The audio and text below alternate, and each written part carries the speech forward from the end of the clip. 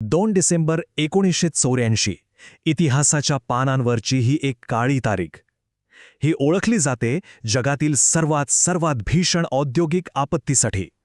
आज आपण याच भोपाळ वायू दुर्घटनेच्या अगदी मुळाशी जाणार आहोत. एका रात्रीत हजारो लोकांचा जीव घेणाऱ्या त्या घटनेची चिरफाड करणार आहोत. हे बघा, हे आहे त्यावेळचं भोपाळ. युनियन कार्बाइड कीटकनाशकं बनवणार एक मोठी कंपनी, आणि तिच्या त्या उंच भिंतींना अक्षरशः खेटून वसलेल्या ह्या वस्त्या, हजारो लोकांची घरं. बिचाऱ्यांना कल्पनाही नव्हती की ते एका जिवंत टाईम बॉम्बच्या सावलीतच आपलं रोजचं आयुष्य जगत होते. आणि अखेर त्या रात्री तो टाइम बॉम्ब फुटलाच. एका विषारी वायूच्या ढगाने बघता बघता अख्खं शहर आपल्या कवेत घेतलं. लोक गाढ झोपेत होते आणि मृत्यू थेट त्यांच्या घरात घुसला होता. फक्त एका रात्रीत एका गजबजलेल्या शहराचं रूपांतर एका महाभयंकर स्मशानभूमीत झालं होतं. पण मग प्रश्न हा उभा राहतो की ही खरंच फक्त एक दुर्दैवी, अनपेक्षित घटना होती, की यामागे काहीतरी जास्त गंभीर, जास्त धक्कादायक कारणं होती? हा तोच प्रश्न आहे ज्याचं उत्तर शोधण्यात कित्येक दशकं निघून गेली. चला तर मग आपण खोलात शिरूया आणि पाहूया की नेमकं काय चुकलं होतं. म्हणजे एका साध्यासुध्या पाईप धुण्याच्या कामामुळे एवढी मोठी रासायनिक आपत्ती कशी काय ओढवली? आधी आपण ह्याची तांत्रिक कारणं समजून घेऊ.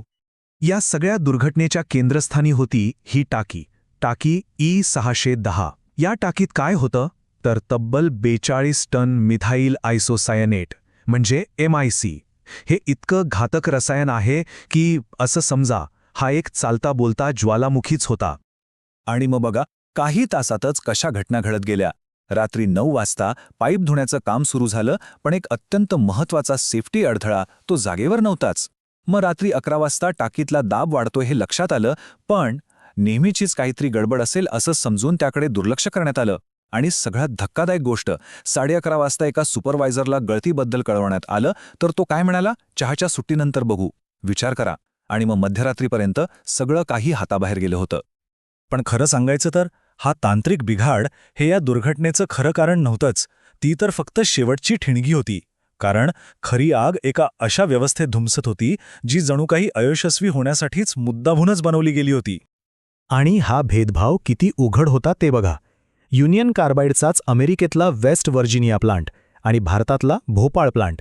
सुरक्षेच्या बाबतीत जमीन आसमानाचा फरक. अमेरिकेत सगळं कसं कम्प्युटराइज्ड, ऑटोमॅटिक, आणि भोपाळमध्ये सगळा कारभार मॅन्युअल, फक्त माणसांच्या भरोशावर. हा निव्वळ योगायोग नव्हता, हा थंड डोक्याने केलेला भेदभाव होता. आणि या खर्चात कपात करण्याच्या नादात काय काय झालं ते तर आणखीनच भयंकर आहे. बघा, MIC वायूला थंड ठेवणारं रेफ्रिजरेशन युनिट का बंद होतं, तर दिवसाला फक्त $50 वाचवण्यासाठी. विचार करा.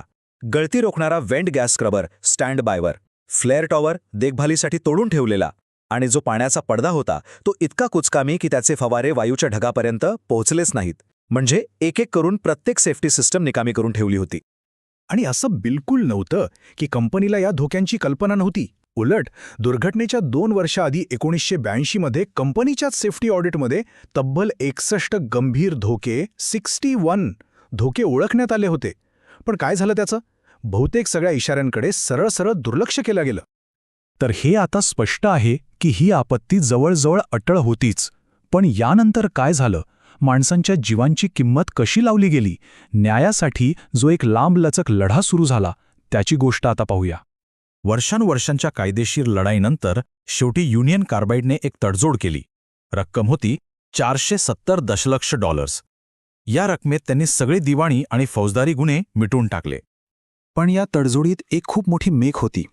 ती करताना मृतांचा आणि जखमींचा जो आकडा विचारात घेतला होता ना, तो वास्तवापेक्षा खूपच कमी होता. कारण प्रत्यक्षात 5 लाखांपेक्षा जास्त लोक या दुर्घटनेमुळे आयुष्यभरासाठी रोगी बनले होते. आणि याचा परिणाम काय झाला? जेव्हा हे पैसे वाटले गेले तेव्हा प्रत्येक पीडित व्यक्तीच्या वाट्याला काय आलं असेल? आयुष्यभराच्या वेदनांसाठी आणि आजारांसाठी सरासरी फक्त $500. हो, फक्त $500. म्हणजे त्यावेळच्या हिशोबाने जेमतेम काही हजार रुपये. ही तर न्यायाची क्रूर थट्टा होती. आणि न्यायाची ही आशा ती वारंवार धुळीला मिळत गेली. आधी अमेरिकन कोर्टांनी केसच भारतात परत पाठवली. त्यामुळे मोठी नुकसान भरपाई मिळण्याची शक्यता तिथेच संपली. वॉरेन अँडरसन, कंपनीचा CEO आणि या दुर्घटनेचा मुख्य सूत्रधार, तो कधीच कोर्टसमोर आला नाही. अमेरिकेतच त्याचा मृत्यू झाला आणि आता अगदी अलीकडे 2023 मध्ये भारताच्या सर्वोच्च न्यायालयाने सुद्धा अधिक भरपाईसाठीची शेवटची याचिका फेटाळून लावली. म्हणजे न्यायाचे दरवाजे जवळपास बंदच झाले. कायदेशीर लढाई तर संपली असं म्हणायला हरकत नाही, पण भोपाळची वेदना, भोपाळची शोकांतिका ती संपलेली नाही. आज 40 वर्ष झाली तरीही ही आपत्ती फक्त इतिहासाच्या पुस्तकातली एक घटना नाहीये, तर भोपाळच्या लोकांसाठी रोजचं एक जिवंत वास्तव आहे. दुर्घटना झाली आणि कंपनीने तो प्लांट अक्षरशः तसाच वाऱ्यावर सोडून दिला. आज 40 वर्षांनंतरही तो गंजलेला सांगाडा तिथेच उभा आहे आणि आपल्या पोटात हजारो टन विषारी कचरा घेऊन. हा फक्त एक सांगाडा नाहीये, हा एक असा विषारी वारसा आहे जो आजही, आजच्या क्षणालाही मृत्यू पेरत आहे. आणि त्या कचऱ्यामुळे काय झालंय? तिथली माती, तिथलं पाणी, सगळं काही विषारी झालंय. आजूबाजूच्या वस्त्यांमधले लोक आजही तेच दूषित पाणी प्यायला मजबूर आहेत. आणि याचे परिणाम भोपाळ लंगसारखे नवीन आजार, अंधत्व आणि सगळ्यात भयानक गोष्ट म्हणजे आता तिसऱ्या पिढीत म्हणजे दुर्घटनेनंतर जन्मलेल्या मुलांच्या मुलांमध्ये सुद्धा जन्मजात व्यंग दिसायला लागली आहेत. आता संयुक्त राष्ट्रांसारख्या संस्था अशा भागांसाठी एक विशिष्ट शब्द वापरतात, सॅक्रिफाईस झोन. याचा अर्थ काय? तर असा भाग जिथे कंपन्यांच्या किंवा सरकारच्या आर्थिक फायद्यासाठी तिथल्या लोकांच्या आरोग्याचा, त्यांच्या जीवनाचा अक्षरशः बळी दिला जातो.